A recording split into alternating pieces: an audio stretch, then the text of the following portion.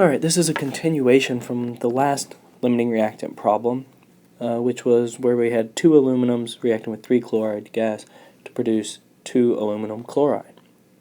Okay, and in the last problem we determined the limiting reactant.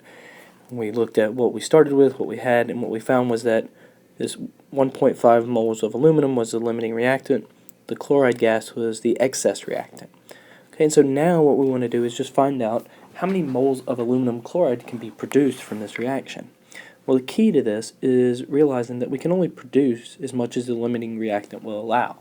Okay, and so what we're really starting with is the limiting reactant, because in this we have 1.50 moles of aluminum, which is all that's going to react in this reaction because we have excess chloride.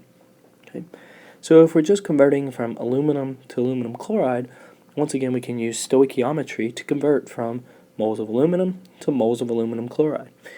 And so all we have to do is then use the stoichiometry, which says that for 2 moles of aluminum, we have 2 moles of aluminum chloride, which, like I said, comes straight from the balanced chemical equation. And so what we find is that we get 1.50 moles of aluminum chloride. Okay, that is how many moles are produced.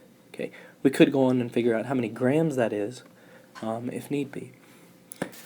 Now the next part of this equation, or next part of this question, wants to know how many moles of the excess reactant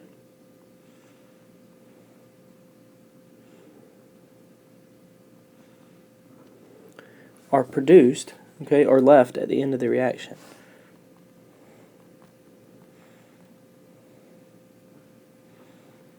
Okay, and to set this up, we have to first identify what our excess reactant is, okay, which we did previously, which was the chloride.